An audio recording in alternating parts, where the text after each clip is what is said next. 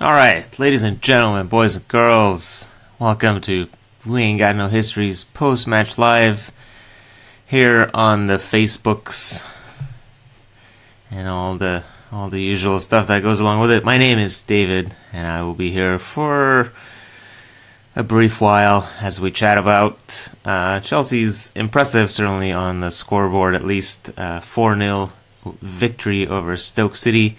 Not so sure many of us saw this scoreline coming, although we did know that Stoke were rather weak or thin at the back, facing a bit of a defensive crisis coming into this game with only one healthy center back. And so their plan was probably to try to outgun Chelsea. Unfortunately for them, their finishing was pretty bad, and even more unfortunately for them, Chelsea's finishing was rather clinical. I think we had 4 shots on target. We scored 4 goals. They had 2 shots on target. I think scored 0 goals. We took 6 shots total. They took something like 12 or 13. So if we're looking for a difference, it took 7 shots. Sorry. So there you go. You take half the shots of the other team and score 4 more goals. That's the way to do it. That's the difference. That's the difference a striker like Alvaro Morata can make when he's feeling it. Scoring just the 3 goals today. No big deal. None with his head. Turns out he does have a foot. At least 2. Took him only 20 seconds to open the scoring. 20 seconds after the first 20 seconds of match action after Diego Costa's confirmed transfer agreement with Atletico Madrid. Morata reminds us, this is the present now. Costa's the past. Here we have Alvaro Morata for this season and hopefully many more. Before the game, Conte was saying that if we play our cards right, we could be looking at a striker for the next 10 years, the next decade. Maybe we shouldn't be expecting Morata to lead the line when he's 34, but right now when he's 24, he's certainly doing the business. He has 7 goals now in his first few Chelsea appearances, which basically is the same exact success rate as Diego Costa's first 8 games for Chelsea. So it's not a bad investment there. Obviously, there are 2 different strikers in terms of style and demeanor, and that might come in a factor later.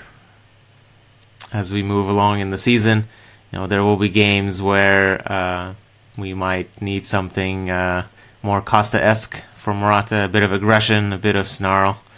But if he can go open the scoring in the first 20 seconds of a game and finish off, there's a nice pass from Azpilicueta again, who collects 2 more assists today. That was not bad for somebody who. We don't really put crossing down as Azpilicueta's strength, but that long ball for Morata was positively Fabregas-esque, and Morata on hand to finish that off.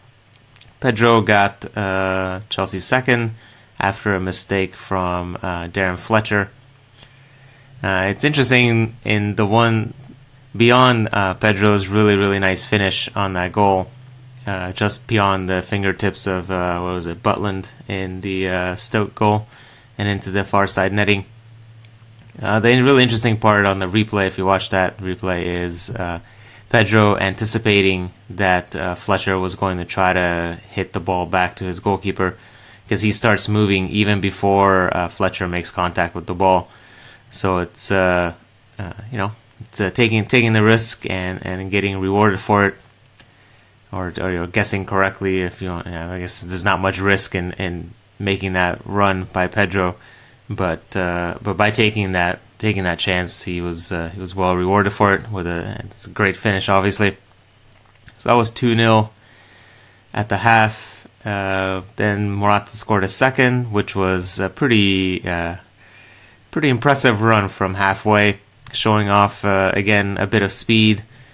Granted, he was only up against Glenn Johnson, who these days is something like 55 years old, against Bruno Martins Indy, who's really not that fast, I suppose.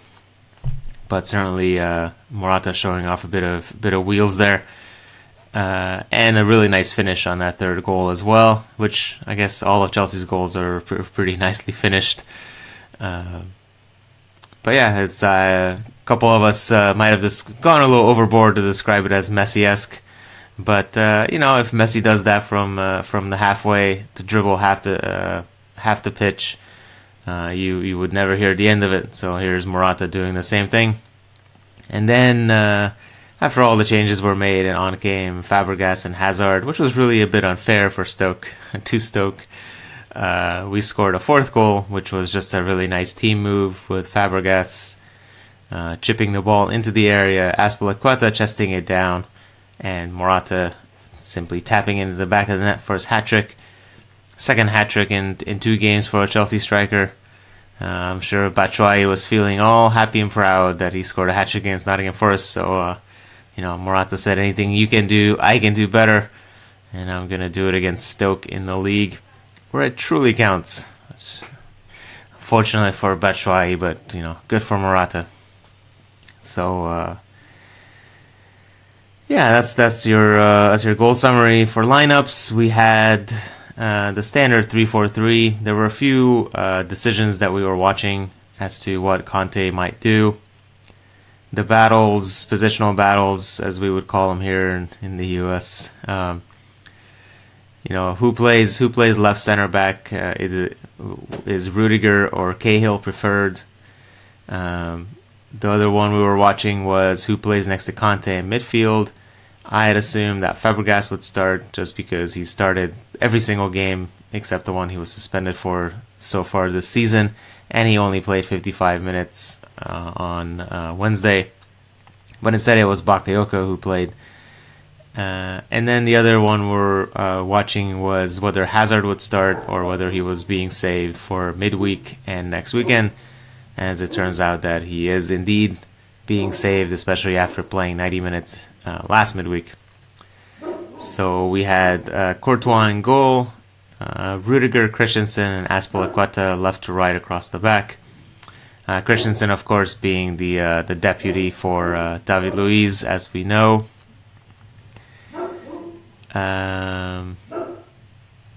Excuse the dog barking. Apparently we have a delivery. We had the usual wingbacks of Alonso and Moses, the midfield 2 of Conte and Bakayoko, and then the front 3 of Pedro, Morata, and Willian. I wouldn't say it was an impressive performance from everybody. I think the scoreline certainly perhaps belies the balance of play a little bit. I think Stoke certainly had plenty of the ball, although we kept them out very well. The one person who seemed to struggle a little bit in defense was Alonso. Granted, he was up against an out-and-out winger, basically, in Juve. And then Alonso lost his head a little bit. The pressure of the crowd and everybody got to him towards, it was early in the second half. There was a play where he got smacked in the face by Juve, which, it happens all the time. Alonso, he tried to buy the free kick out of it, didn't get it. That got the crowd against him. Then it's kind of an iffy tackle that for some reason was rewarded with a yellow card. I'm not so sure why. It was on Joe Allen, who got away with several such fouls throughout the game without ever getting a yellow card. But for a reason, Alonso got a yellow for that. I think Mike Dean thought that Alonso was retaliating, or who knows what. So then this was all happening in the space of like a minute, and then Alonso did try to win the ball ahead of Juve, and if he hadn't been on a yellow card already, that probably would have been a yellow card.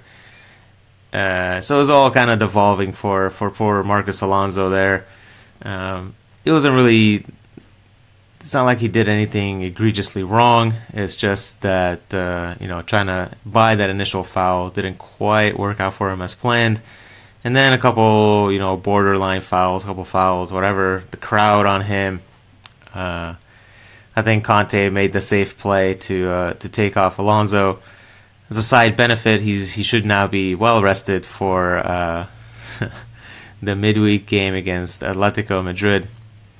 I don't think it was particularly bad or anything. It was just a weird way for his day to end, I suppose. And then, of course, with Cahill coming on, then we had the issue of who plays left wing back.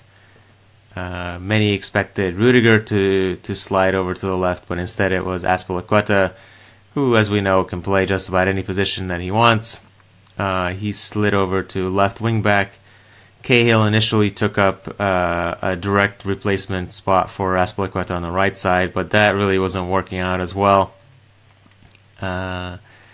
Part of the reason was, of course, Stoke brought on Peter Crouch, and Crouchy picked out Cahill as the man that he was going to try to beat, and he did beat him a couple times. So that's possibly one of the reasons we decided to switch Rudiger and Cahill around as a midweek. But I think as we saw against Nottingham Forest as well, if we have both Rudiger and Cahill on the pitch, I think we have to go with the Cahill left, Rudiger on the right, because Cahill didn't really look comfortable at all on the right side, either in or out of position. So it was I think it was imperative to restore that left side that he should be pretty familiar with playing with Azpilicueta. So. I'm not sure we'll hopefully not seeing this too often. If we have both Rudiger and Cahill on, then we're dealing with some with some missing players in that back line, which in this case was Azpilicueta having to switch to left wing back. But like I said, this should hopefully give Alonso a few extra minutes to rest and recover for Atletico, because he's going to be needed there. I highly doubt that we would be playing Kennedy in an important away game in Europe like that, and we certainly won't be playing Kennedy against Manchester City next weekend. So get rest up there, Marcus, because we're going to need you. The other side is a bit the situation is a bit different. I would expect Costa to play either on Wednesday or on next Saturday. I would assume Costa would play against Atletico on Wednesday. And then Moses is back next weekend against Manchester City. So that's the advantage of having a proper backup for your important positions. As far as the midfield performance, Conte, I think, was mostly his usual self. Bakayoko seemed to have a... How should we put this? He didn't seem to get up to the speed of the game right away. There was in the second half he was much better, and there was an amazing interception tackle that he made on a chance from Joe Allen, I think it was, that basically prevented a pass into the back of the net from Allen. I think he thought he was all alone, but then Bakayoko came out of nowhere to nick the ball off his toes. But in the first half, there were certainly some odd giveaways from Bakayoko. A couple times he was caught in possession. Either nobody gave him a shout that he was being closed down, or just ignoring him. So that was not necessarily the best part of his day, but he grew into the game, and no problems with him. And then up front, Pedro is his usual inside forward, direct running self, I think. Morata basically flawless at this point with 3 goals. It's tough to criticize anything. There's a couple of times when he still did the whole trying to look for a foul, try to go down and catch a foul. But a couple of times he was by himself against 2-3 defenders and either got a throw in or held onto the ball.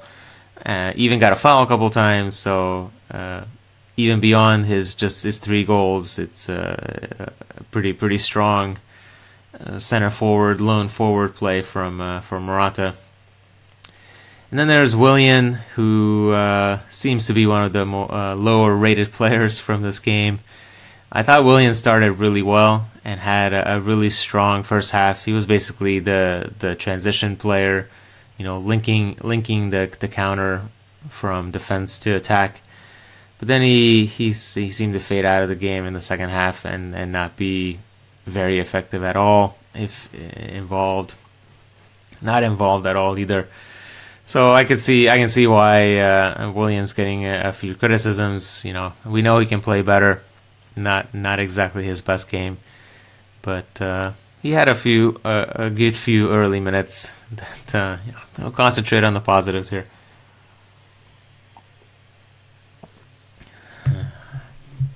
Why is Hazard not starting? Is the question from Musime? James. James. We'll go with James instead of Pedro. We should convince Conte to stop benching Hazard and Fabregas. We want good football. I think we played pretty good football even without those two. When you score in the 20th second and you're looking for 3 points away from home in a tough place to play like Stoke, even on a non-cold, non-rainy day, even with, big annoying players of the past like Shawcross and Charlie Adam and Phil Bardsley and Johnny Walters, none of them playing or even at the team these days. A slightly different Stoke than what we know from the last few years, but still not an easy place to play. As we saw when the crowd got onto Alonso's back and basically almost got him sent off. That's home field advantage for you right there. So if you go score in the 20th second and you know that you can kind of sit in a little bit, let the other team hold onto the ball in non-dangerous areas, try to hit on the counter, etc., etc. It's tough to really complain about not good football and all that. But more importantly than that, the plan was clearly to save Hazard for Atletico and Manchester City. We could have started him today, but he did play 90 minutes on Wednesday, which was his first start of the season for Chelsea. He did start for Belgium against something like Gibraltar, so not so sure that really counts as a competitive game. But he got his run out in the second half, so he should be good to go for the rest of the week. And if he doesn't start against Atletico and Manchester City, then we can be in for a bit of complaining. But I think Pedro and Willian were always going to start this game, given the rest of the week's schedule. So, we still got 4 goals out of it, thanks to the quality of our finishing. Meanwhile, Liverpool are scoring for fun as well. So, it's a good thing we did win, because basically everybody else is winning. City continue pouring in the goals. I think they got 5 today. United had a bit of trouble with Southampton, but still got a win in that classic Mourinho style. And also classic Mourinho style, he got sent off apparently. So there you go. Those are a few things that I don't miss from Jose right there. Will be a challenging run of games, especially for Alonso, says Albert. Hopefully he manages to rest well in the limited time. Yeah, and now we have the long, quote-unquote, long rest from Saturday to Wednesday. So it's three full days, including a travel day, unfortunately. So hopefully, Alonso recovers, and because these next 2 games, after which we have another international break, these next 2 games certainly will go a long ways towards deciding how well we can feel about the first 2 months of the season. A couple wins would be pretty tremendous and pretty fantastic, but if all we get are a couple of draws, or a draw on Wednesday and a win on Saturday, really would like to win against Manchester City. That would be pretty nice. But that's all good and acceptable and feeling good. If if we start dropping points, then adjust your expectations for at least for now.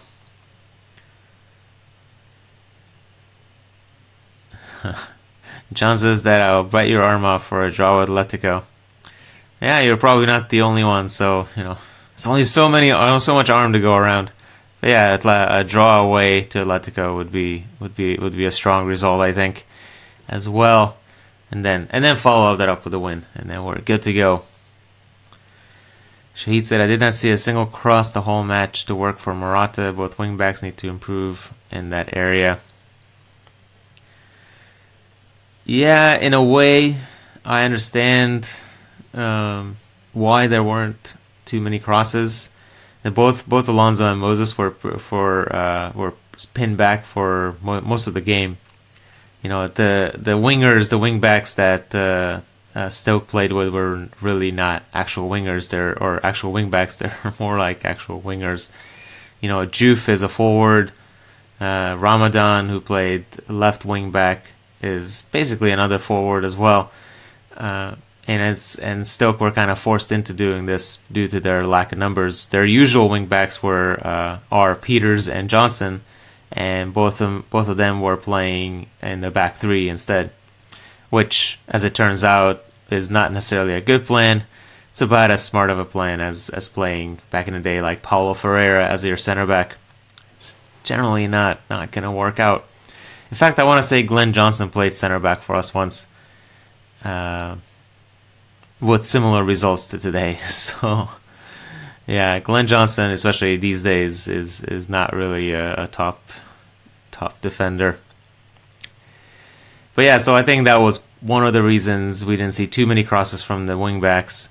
The other one was basically that Morata was isolated on 2 or 3 defenders at all times. And in fact, the few times we did see crosses was from Morata having pulled wide and putting a ball into the box, but then there was nobody there to support him. It's unclear where Pedro was, and Willian seemed to be lagging a lot in the second half. So, yeah, maybe this is not a game for crossing the ball. Has Glenn Johnson ever been a good defender? Ask Kelvin. It's a valid question. It's a valid question. There's probably an idea of a good defender there once when he was 10 years ago or whatever, when he was still young and still at Chelsea, and we thought he might he was capped by England and the next great big hope. As it turns out, he wasn't. But he had a long, solid career and got no problems with Glenn Johnson. But having seen him line up at center back was certainly a heartening thing to read on the lineup sheet. Next couple of games, 3-5-2 or 3-4-3 is the question from Pranav. I would not be surprised to see 3-5-2 against Atletico with Bakayoko and Fabregas. I think we can definitely expect Fabregas to start against Atletico, but I would be pretty surprised if he started in a 2 or a midfield 2. So then that by default gives you a midfield 3, and then we probably take our chances with a 3-4-3 against Manchester City on Saturday. So yeah, I would expect a 3-5-2 with Hazard starting in support of Morata, and then a midfield trio of Conte, Bakayoko, and Fabregas. Can Morata be this good against Atletico? Well, I'm sure he can, and it would be nice if he was. Perhaps expecting a second consecutive hat-trick is maybe not the most likely outcome. He's unless he turns into Cristiano Ronaldo here. But you never know. It's I guess I'm not familiar enough with Morata's scoring tendencies as to how streaky of a goal scorer he is. We know that Costa, when he got on a tear, he would score multiple goals over a period of several games. So if Morata's confidence and form is on point, which it should be. We can certainly expect. We should expect goals from him every game. So yeah, he can be this good, I think, and maybe even better. As much as I love Willian when he's not driving the ball when it gets down to making a pass, he's been so poor. And then the rest of Troy's comments scrolled off. But yeah, it's always a little frustrating with Willian when he goes on one of his runs and he takes the ball, half the length of the pitch, and then where he just puts his foot on the ball, and you're like, oh, now what do we do? That's the point in the play where Willian could use improvement as well. Whether he's capable of making that improvement now at 28 or 29 years old, yeah, I wouldn't necessarily count on it. But when he does make the right choice and executes the right pass, it's a good asset to have. And certainly just by taking the ball through midfield, he often does relieve pressure on if the team's sitting in and looking to counter. Those are important little plays. But certainly there were a couple occasions today where you were hoping that he would make a better pass or a better decision or just a quicker pass. Really, he does eventually see the play that needs to happen. It's just not necessarily quick enough to execute it. What was Bakayoko's rating? I was disappointed with him giving the ball away a number of times in midfield, says Jeremy. Well, for what it's worth, on who scored, Bakayoko is the third highest rated Chelsea player, which possibly seems a little generous.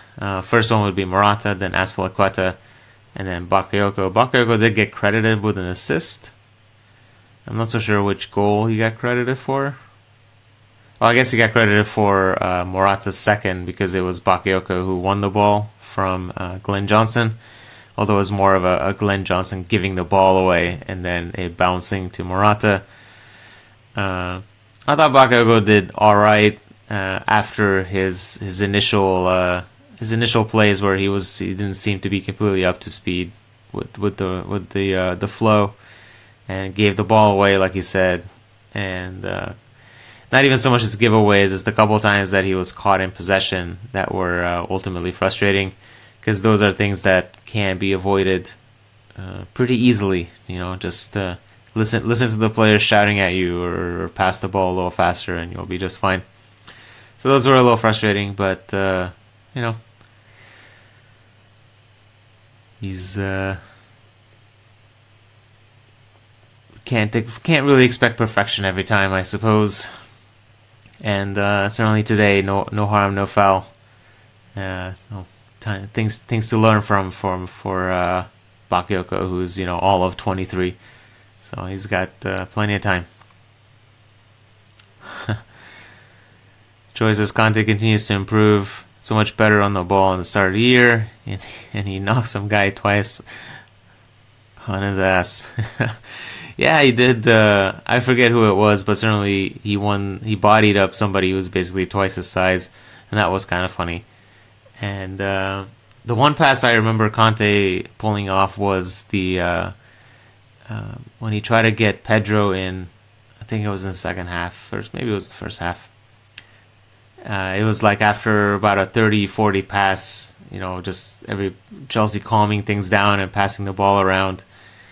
And eventually, those are the sort of sequences where the ball eventually ends up with either Fabregas or Hazard, and then they do something unexpected, and suddenly we're in with a chance to score. And this time it was Conte who did that bit of unexpected movement with his over the kind of a mini switch to Pedro, and just a little too strong for Pedro to reach it. So it's always improve. That's the Conte motto, number 25 or number 1, depending on how we were looking at things here. Certainly one of Conte's favorite things to say is improve, and Conte has been improving since we've first signed him, maintaining his excellence in defensive play and adding a bit of attacking prowess to his game. Cahill being beaten by Peter Crouch is actually a good reason to bench him. Yeah, I do think I do wonder how much that one play where Cahill got really badly beaten by Crouch played into switching Cahill and Rudiger around in defense. Because Rudiger, it's not like Rudiger was really challenging Crouch in the air either. When you're that tall, there's only so much you can do at some point. But Rudiger seemed to body him up a lot better. And sometimes that's all you have to do. Put a body on the big man and make it tough for him. And then the other kind of unfortunate play, I suppose, was when Crouch and Cahill crashed into Courtois, and the goalkeeper landed on his neck, and then stayed down to make sure all his limbs were in one place and all his cognitive functions were still working. I saw some suggestions that possibly Courtois got knocked out. I'm not so sure he was. On the replay, it seemed like he was just kind of collecting himself. If you ever fallen on your head or your neck, or even got the air knocked out of you, sometimes you just kind of lay there for a minute and say, trying to take stock of everything you can, feelings in all your limbs, things like that. So it's kind of seemed like that's what Courtois was doing until the medics came on. You didn't want to move either. You don't know if you hurt yourself. I'm not so sure it's the concussion that he was worried about either. I think he just landed so awkwardly on his neck. I think he was more concerned about a strained neck or even something worse. So he was definitely trying not to move at all.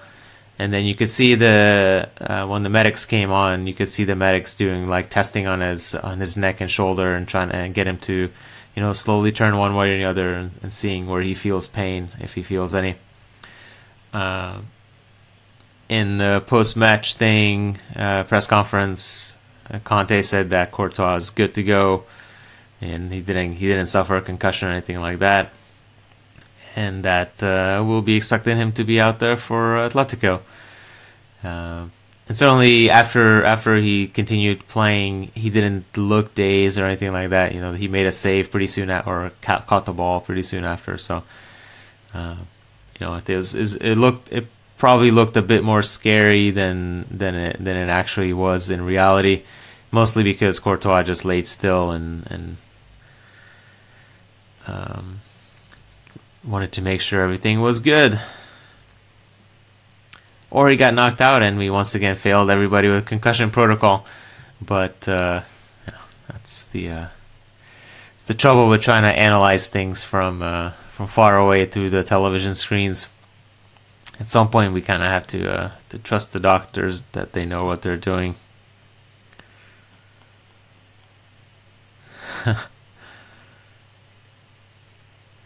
Troy says, I want Morata to put on the Diego gloves just to look tougher while wearing those gloves.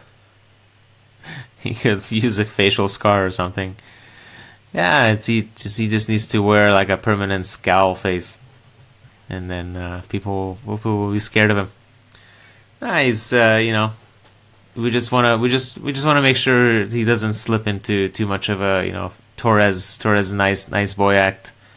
So if he continues scoring goals, I'm not so sure we'll mind too much. Albert says he would be a complete package if he improved his dribbling just a tad. Well, I don't know. I mean, sure, is improve, but from what we're coming from with Costa, I think Morata is leagues ahead in dribbling, and I'm actually pleasantly surprised every time how well he dribbles for somebody who's his height. Good feet for a big man, as they say. super performance. Let them continue to count us out so we can make it sweeter than last season. Yeah, it's it's a good win, obviously, but with both Manchester City and Manchester United winning, we remain 3 points behind. Both Manchesters are unbeaten, and they both have 4 wins and 1 draw, or 5 wins now and 1 draw in 6 games. Chelsea, of course, have 4 wins, 1 draw, and that one opening day loss, which is unfortunate, but certainly not a gap that's insurmountable. Next game, for example, we could be back on level on points as long as we beat Manchester City. We saw last season that games between the top 6 don't necessarily decide where the title goes. Chelsea won the title more on the back of basically beating all the teams we were expected to beat, and then doing well enough against the top 6, rather than previous seasons when we always did excellent against the top 6, and then every once in a while we had a bit of an oopsie against a lower league side. Unfortunately, we started this season with a bit of an oopsie against Burnley, but there's room for a couple of those in a season. So as long as we continue beating the teams that we're expected to beat, the performances against the top 6 teams will only be bonuses. Another winning streak coming like last year, says Zaw. Yeah, I'm not so sure we should count on a 13-game winning streak, but I certainly would not mind it. Yeah, that's another good way to win the league, is win a third of your games in a row, and that creates a good separation.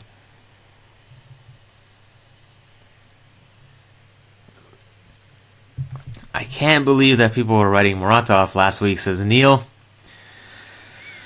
Yeah, this is the trouble with the internet, unfortunately. It's every minute you read something that you can't believe. It seems to be the thing to do. The hotter the take, the more eyeballs it gets. So this week Morata is the greatest thing ever.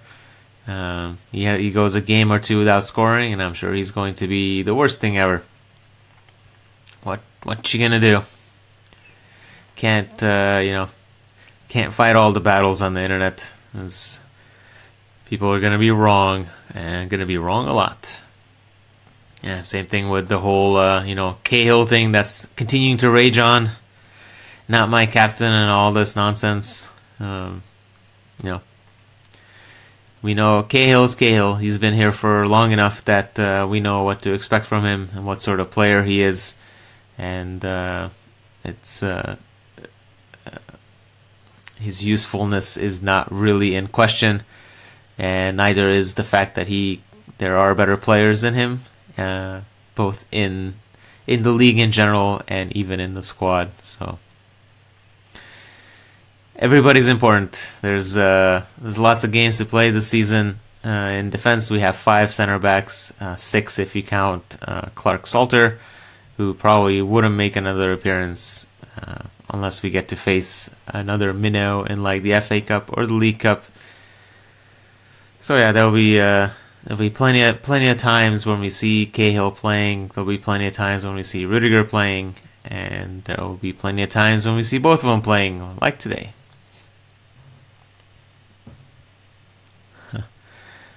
I can't remember the last time our target man scored back-to-back hat-tricks, says Albert. I'll be actually surprised if anybody could remember that. I'm not, well, because has that even happened? That's it seems like such an odd, an odd sequence, really. Not an odd bad, but like it's not something you would see back-to-back hat tricks from different players, even not even the same player. Yeah, it's one to remember for the future. I was there when Chelsea scored back-to-back hat tricks. How was Christensen today? Asked Neil. is he looking like a good long-term replacement for David Luiz when age catches up to him? I thought Christensen was excellent today. One of those, just solid without making any glaring errors, keeping everything tight and organized at the back.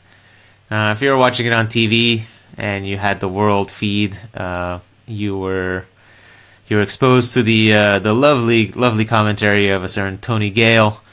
Tony Gale is a former Premier League winning defender, in fact, with Blackburn. But he loves himself a bit of Azpilicueta. He loves himself a bit of Hazard and Fabregas.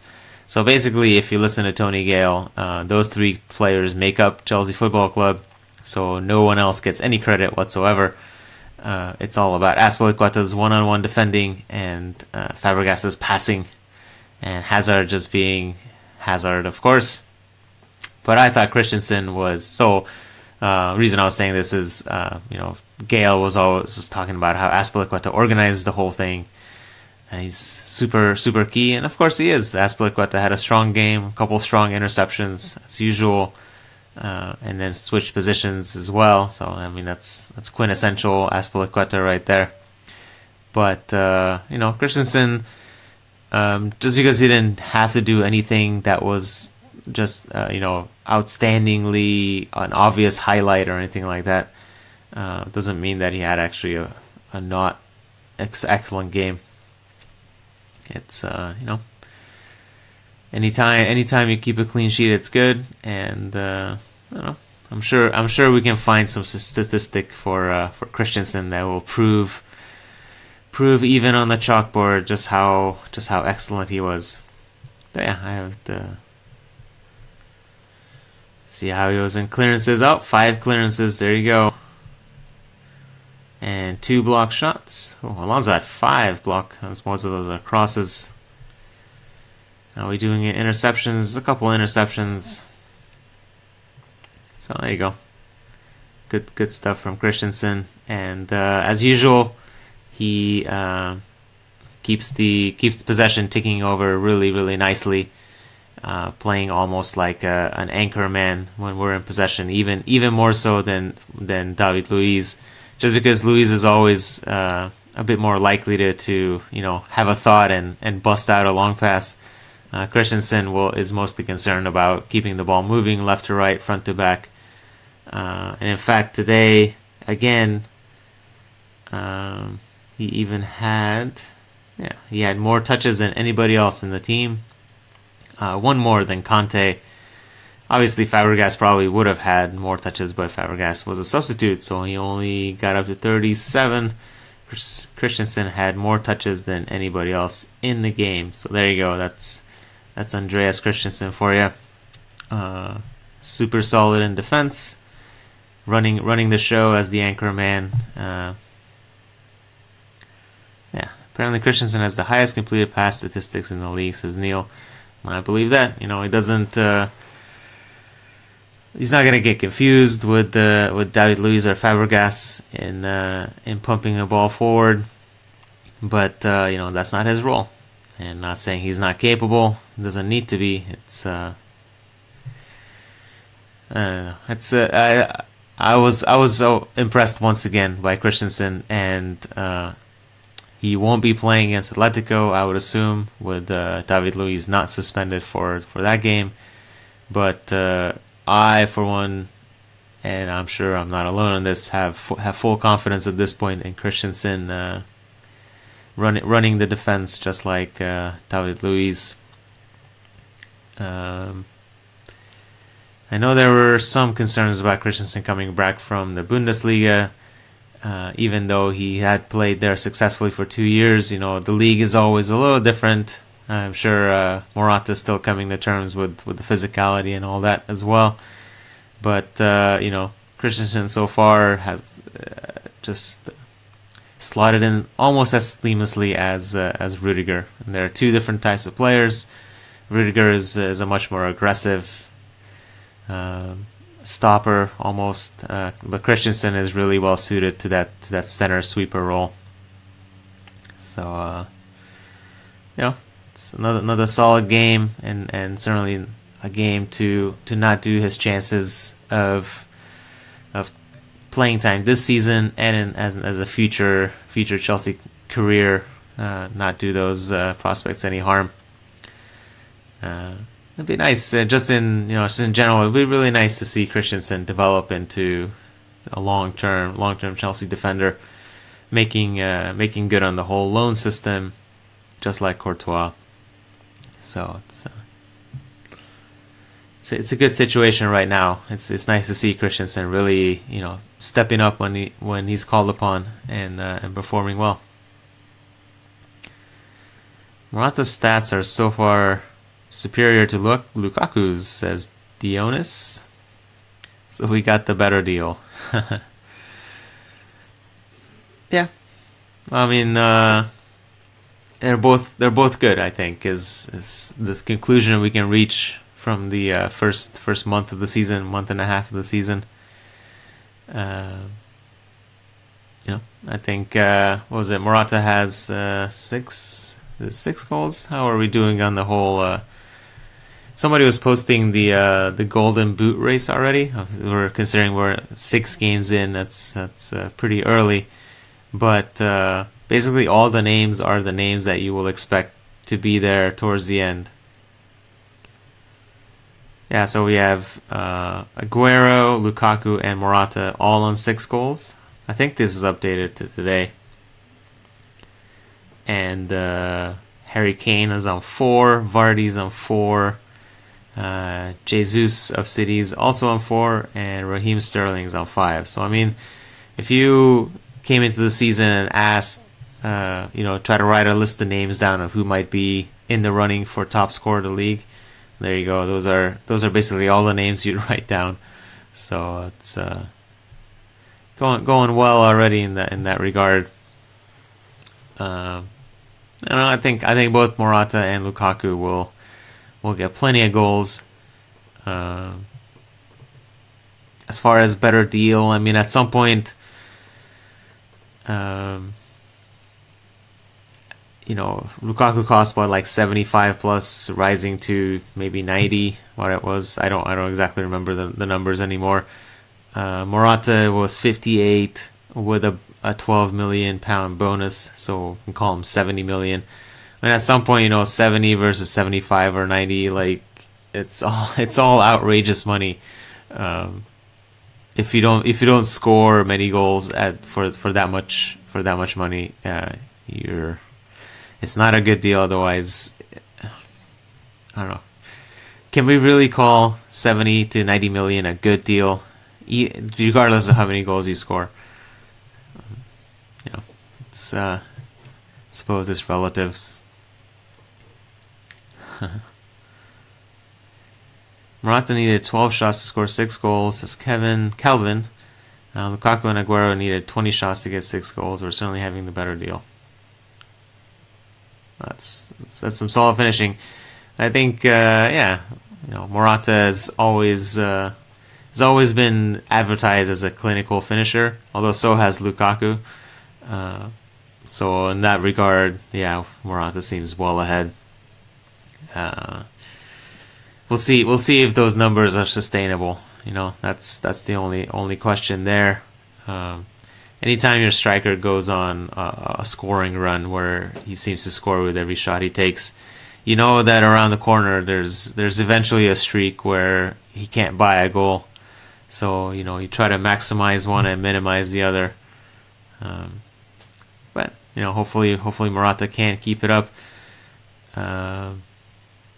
Somebody was, I think in the broadcast, they were saying a stat something along the lines of he scored like 14 or 15 goals in his last as many 15, 16 appearances for both club and country, and that's across obviously both Chelsea and Real Madrid. So he seems to be on form, and it seems to be continuing across many months. Yeah. I think Morata will turn out to be a better deal in the longer run because of his on-the-ball abilities, says Siddharth. Yeah, I think where Morata can definitely separate himself from Lukaku is being able to play a bit more versatile game beyond just goal scoring. And that sounds a little weird because if you're a striker, literally your job is to score goals. So if you're scoring lots of goals, at some point it doesn't really matter what else you do. But I mean, we saw this with United last season. Not that I watched United a lot, but sometimes you saw him with like Zlatan. He had a lot of goals, but the team seemed to be playing not as efficiently as it could have. You know, because you're kind of playing for that striker, playing around his style, and with Morata, it seems that we can play a few different styles, and he can still be successful. You know, today he was fairly isolated for long stretches of the game, and still got himself several chances. And because of his finishing ability, he got himself several goals. Against Leicester City, he was up against players who basically denied him all service, but he beat him a couple of times, and when it mattered, he was able to beat Wes Morgan in the air and score his goal there. You know, other times he might have a game where he's more involved in the build-up. He can pull wide, etc., etc. You know, and in the end, Conte seems very happy that Morata is fitting very well into his system, and that is, in the end, what matters. Is there any update on Drinkwater's injury? Is Kelvin? I don't think there's an update. I think he's still expected to be back after the international break. So yeah, it'd be nice to have another midfielder. I think Drinkwater would have played against Nottingham Forest, but unfortunately he continues to be injured. When will Hazard be in the starting 11? I think you can expect him to be there on Wednesday against Atletico. Of course, he was there against Nottingham Forest and played the full game, so it was always going to be a little tricky for him to start today, just based on that amount of action right away. But I think we can expect Hazard to start both the Atletico game and the Manchester City game. What's your take on Willian? I think I talked about Willian a little earlier. I thought he was an okay game today. He started well and then kind of faded out. Yeah, he plays an important one. He does play, especially when Hazard's not in the lineup.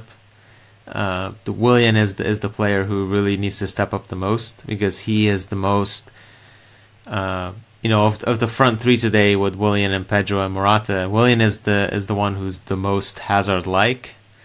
They're not the same player, but Willian is the one who will run the transition, will slow the game down, sometimes a little too much. Will create, bring others into play. Morata and Pedro are more the runners and the finishers, so you need the creative force to be somebody in the front line as well. But unfortunately, after the strong start, Willian seemed to fade out a little bit. I don't know if that's a fitness thing or just what was happening there. But if I were picking the starting lineup right now, I would go back to the Hazard and Pedro combination, which seems to work pretty well based on last season. So I would expect Hazard, Morata, and Pedro to start the midweek game against Atletico, especially because it's away and we can use a runner like Pedro who can get behind the defense really easily and hopefully finish. Just imagine if Pedro finishes that chance against Arsenal. We're possibly looking at many, many wins in a row. Alas. Describe Morata with one word is the question, or the prompt from Hezenro. Zenith. I'm not so sure I'm good at describing Morata in one word. I can't say complete because Lukaku is the complete striker, as he so told us many times, right? I'd say Morata is nice in every sense of the word. Efficient, that's a good one.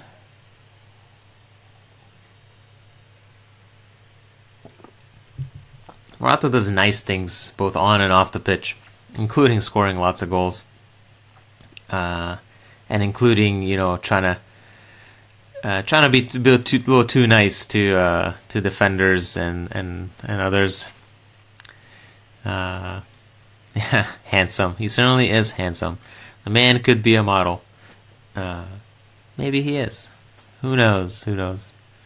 He also is really good at Instagram. You only wish your Instagram feed was as good as Alvaro Morata's.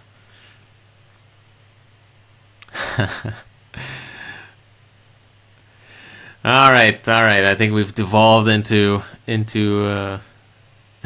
Morata fanboying over here, so it's probably a good place to call it a day.